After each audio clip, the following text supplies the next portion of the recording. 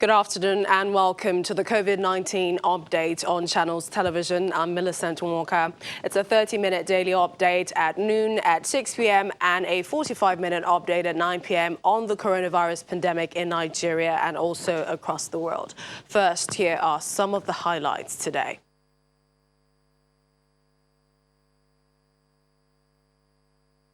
Lagos, Ogun State, but low compliance is recorded in the Federal Capital Territory.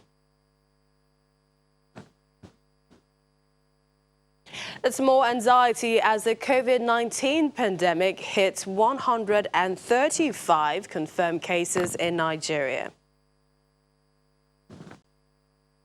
And Congolese former President Jacques Wahim Pango dies of COVID-19.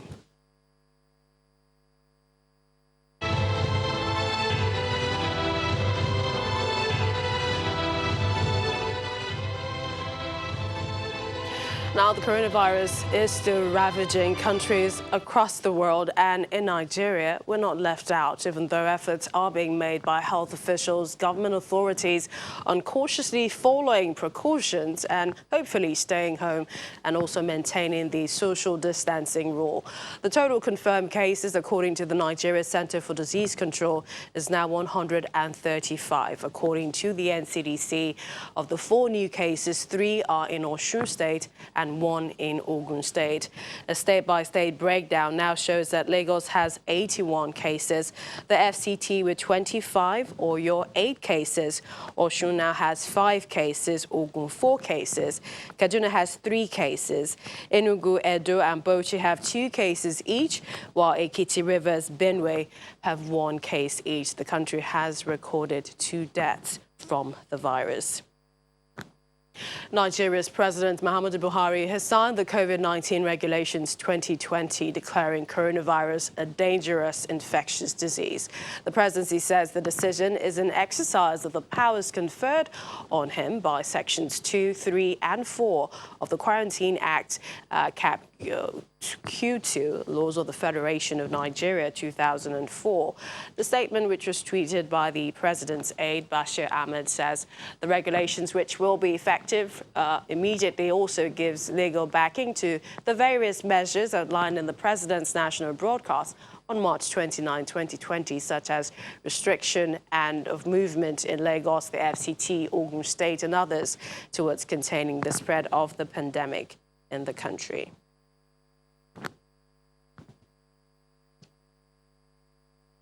Let's go over to our State House correspondent, Ibrahim Adra, for more on this. Hello, Ibrahim. First, the president has signed the COVID-19 regulation legal backing to the various measures that he has told us about. Tell us a little bit more about the significance of this document. Interesting. Now, Millicent, right away, let's put this in context and proper perspective. As you did mention earlier on in your brief, COVID-19 Regulations 2020, that's the name, and it's backed by the Quarantine Act Sections 2, 3, and 4. What it has done essentially is to declare COVID-19, quote, a dangerous infectious disease. And so that has effectively given backing to all the pronouncements of the president in that broadcast of March 29. So to that extent, you would say it is significant for a society governed by rules, regulations, and above all, the Constitution. You would say now those pronouncements have legal backing, and so that would appease people who share a different opinion. Recall that there is a senior advocate of Nigeria, one Ebun Olu Adegboru, who faulted Mr. President, saying he doesn't have the powers to call for those restrictions in those states.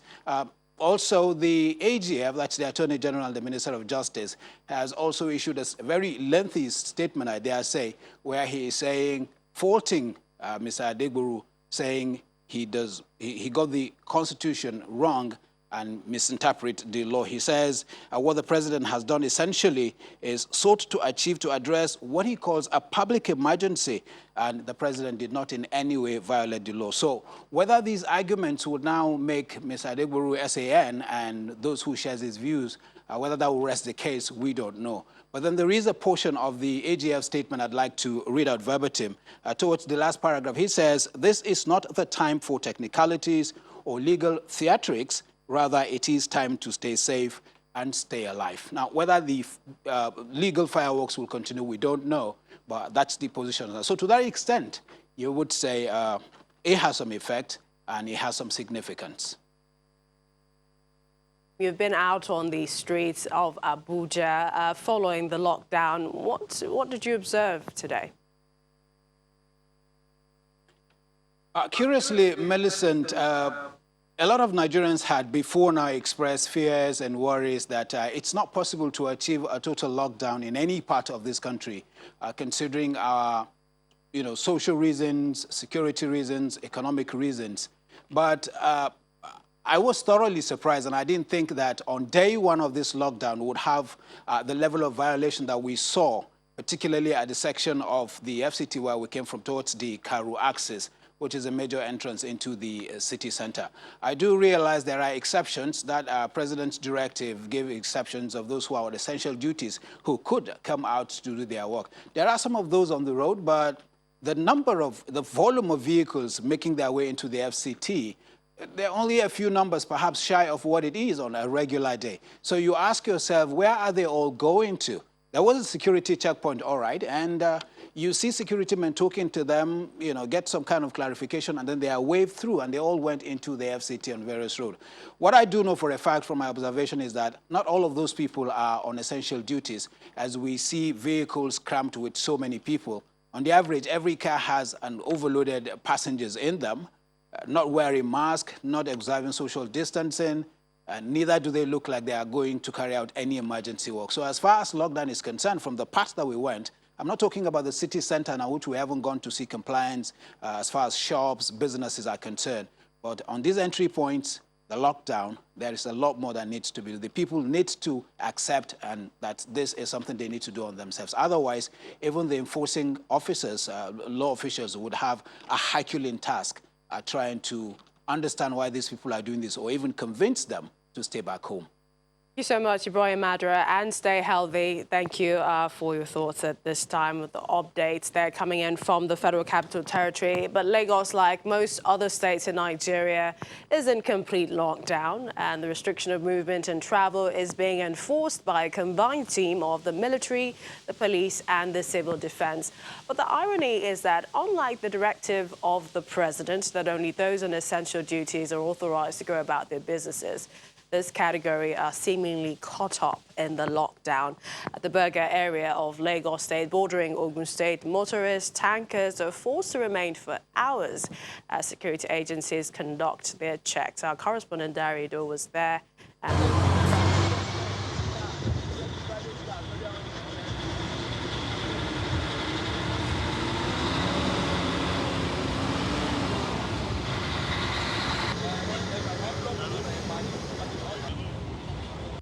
Look at what is going on around right now. A lot of trucks, you can see them, tankers. I think those are the ones allowed to come in right now because of the fact that they're carrying fuel. Just at this particular axis of the road, you can see what is happening. A lot of people are stuck there, trying to make their way out of the state. In line with President Buhari's directives that Lagos, the FCT, and Ogun State will be on lockdown, and therefore to curb the spread of COVID-19. It is happening already. It started since last night, 11 p.m. yesterday. Members of the Niger Police Force were on ground to effect the president's order. And of course, you can see what is going on right now. A lot of people are still stuck. This is the outbound section of the road, and people trying to go out of the state. Security agencies are on ground to ensure that they effect that. There's a whole lot of discussions. We don't know what is going on. But on the inbound section, for some reason, vehicles are coming in. You can see them, trucks, of course. As part of what the president said, people who provide essential services are expected to move around within this particular restriction period. It doesn't affect them, and apparently that is one of the things going on at the moment. We are still keeping tabs with the situation and the developing. This story is developing quite fast as well. I will bring you up to speed as soon as we have more details. Well, there are more efforts to curb the coronavirus. The Edo State government has commenced training for over 4,000 health workers across the state, in addition to 6 isolation centers for treatment. The state government is also preparing holding centers for preliminary tests before referring patients to the isolation centers in case they have very serious symptoms.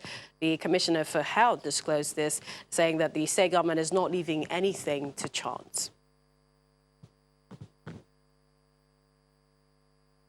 And the Federal Ministry of Health has enlisted Agura Hotel, the DSS Guest House, Women Development Center, and Thursday Dome in Abuja as isolation and treatment centers in preparation for a possible surge in the numbers of confirmed cases of COVID-19. The Minister of Health, State for Health, Senator Oloronimbe Mamora, stated this at a news conference in Abuja, where he said the ministry is targeting about 1,000 bed space isolation and treatment centers in the nation's capital.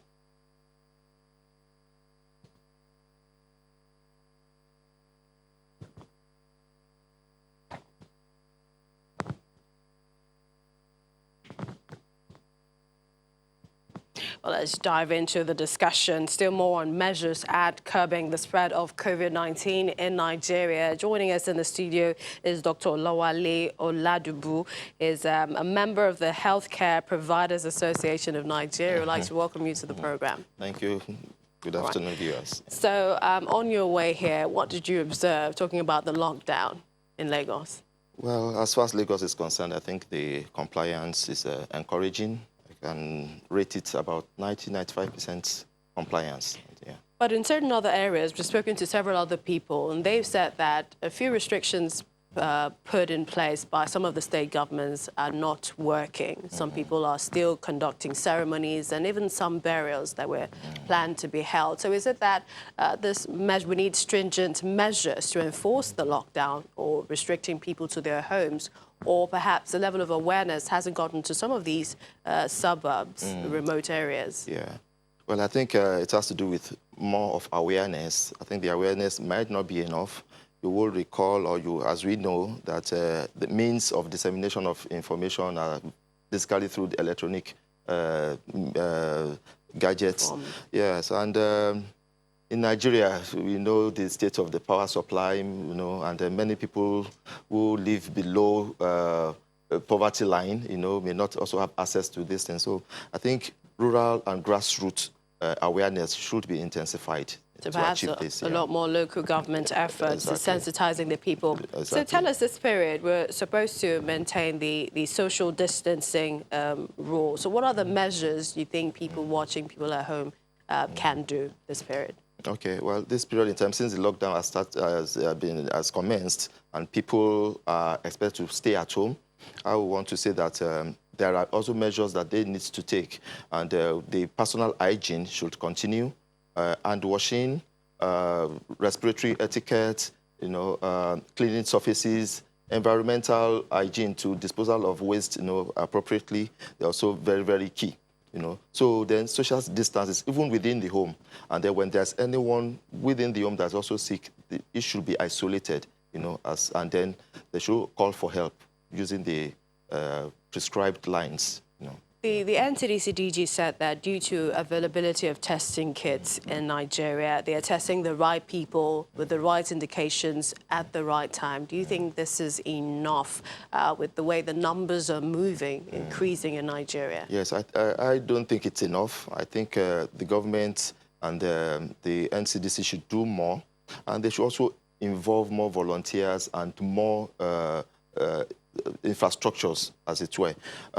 We have a number of laboratories, private laboratories, government laboratories that can be used, especially to screen presumptive cases. They can also use those centers to collect samples, which they will onward transport, to central laboratories. So I think the government should involve more healthcare workers and then health Private facilities as well. Exactly we have on ground. So fact fiction on our COVID-19 update. Some people say holding your breath underwater for 10 seconds means you don't have COVID-19 in terms of some of the things you can do at home. No, that's a myth, you understand. So although if the person, there are symptoms, there could be respiratory distress, there could be difficulty in breathing, short breath.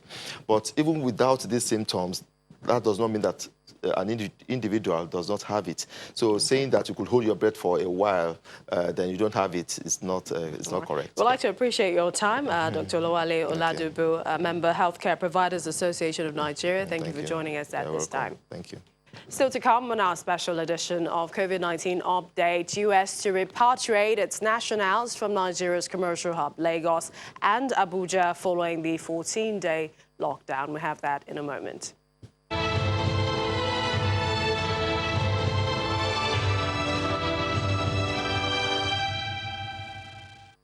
Now, it's been about 2 weeks since the Niger State government announced a curfew in the state as part of measures to curbing the spread of COVID-19. Although Niger State has yet to record any confirmed case, the governor is taking more steps to avert possible outbreak. Here's our correspondent, Emperor Simon, with more. A once boisterous city now lies in loneliness, and there is silence in the air. Even the sounds of the vehicles saying breaking the non-movement order of the state government is not as audible as the silence created by the lockdown. Governor Abubakar Bello has announced more measures that will be taken by the state government to curb the spread of coronavirus. This is what he has got to say. The welfare of our people and citizens is extremely important and relevant to us here. Despite the difficulties of funding, we must do whatever we can in this period of hardship to see what we can do to make life easy. It cannot be 100% perfect, but we'll do whatever we can to see that we put in place measures that will make us safer and reduce hardship. Technically, one could say that Niger State has no record of coronavirus. But for a state that has no testing center nor testing kits available for people to get tested, how true is that status? I put a question through to the Commissioner of Health, and this is what he has to say. Not just a free something or at will, because one, the cost implication, the availability of centers, so you have to weigh. So if people, especially somebody coming from the presumed area of infection, and especially is presenting with symptoms, then he call our hotline numbers. Our people are available to take the sample accordingly, and then of course to take it to our nearest center, which is Abuja, for testing. Shops are still locked down.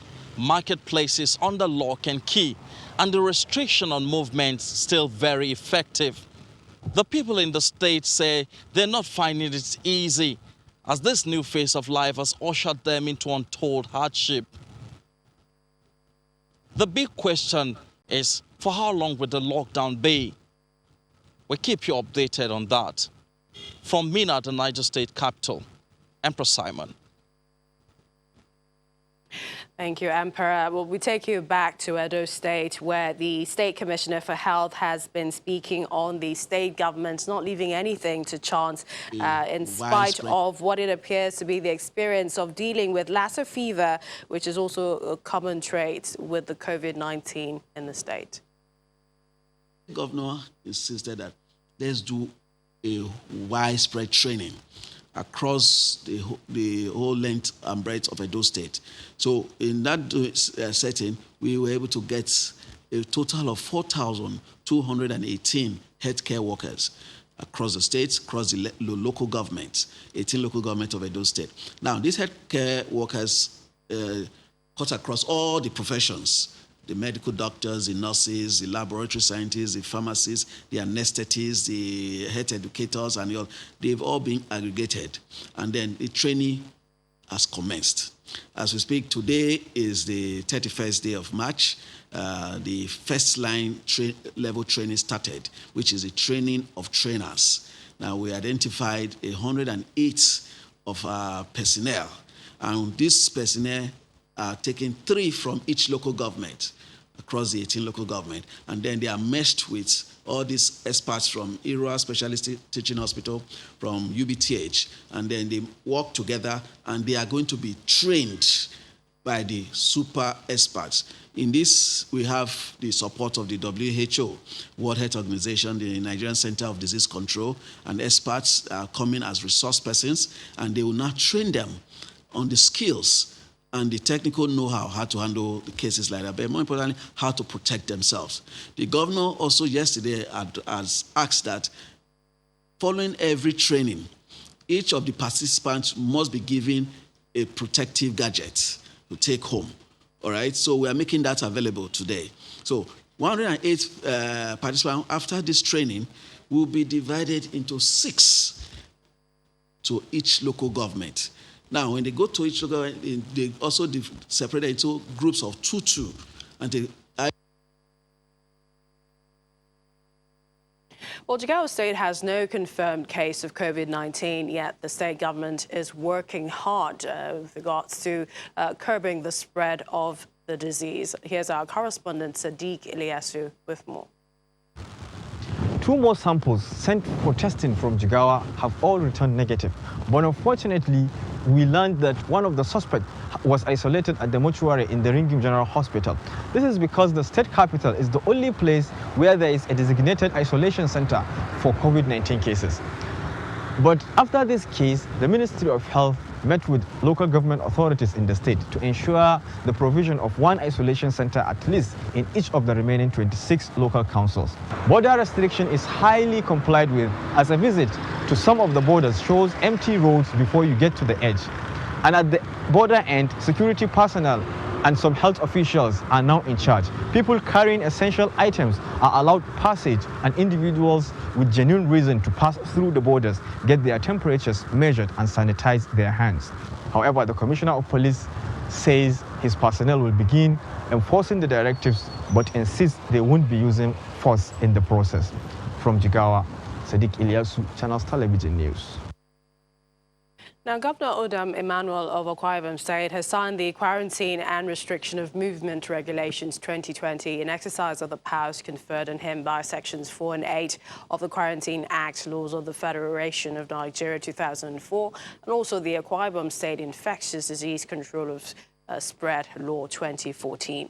The new law, which is in effect across the 31 local governments of the state, is with a view the serious and imminent threat to public health by the pandemic COVID-19.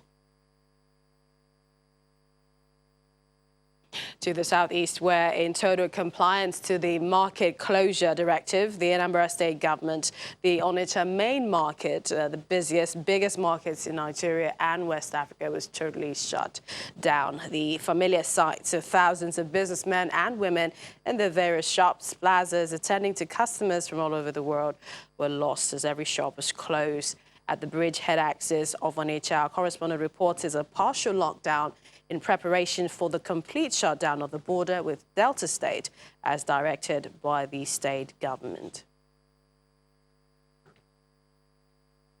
And now the former president of the Republic of Congo, he has died in Paris from complications related to coronavirus. This comes as global death toll from the disease surpasses 37,000, with the number of cases going beyond 700,000. We hear Spain has recorded 849 new deaths related to COVID-19, the highest number in 24 hours in the country since the outbreak began. The national death toll we hear is now at 8,189, and this is according to Spain's health ministries. Well, here's an update of stories from around the world on the coronavirus pandemic. London wakes up to its first week of lockdown on Tuesday to silent stations, streets, and only a few joggers in its parks as Britain continues to battle rising coronavirus infections. At the very start of what is normally the morning rush hour at the Victoria station, only a small handful of people could be seen in the concourse. Over 200,000 people pass through Victoria on a normal day. The former president of the Republic of Congo, Jigawa Yombi Opango, has died in Paris from complications related to the coronavirus. He was 81 years old. His family said he had been ill before contracting the virus. The U.S. is repatriating its nationals from Nigeria's commercial hub, Lagos, and the capital, Abuja, after the two cities were placed on a 2-week lockdown in a bid to prevent the spread of the virus. The U.S. Embassy has tweeted that multiple emergency flights will leave the two cities this week. And New York's iconic Empire State Building lights up, flashing red and white like sirens to honor medical workers fighting the coronavirus epidemic in the U.S.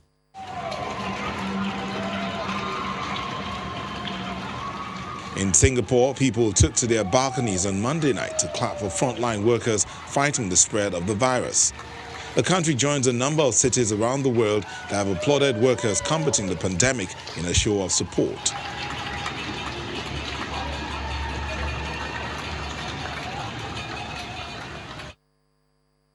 In the meantime, the World Health Organization's website is live each day on the pandemic. Each moment, depending on what part of the world you are, it keeps updating on the number of cases, the number of deaths, and also recovery efforts so far.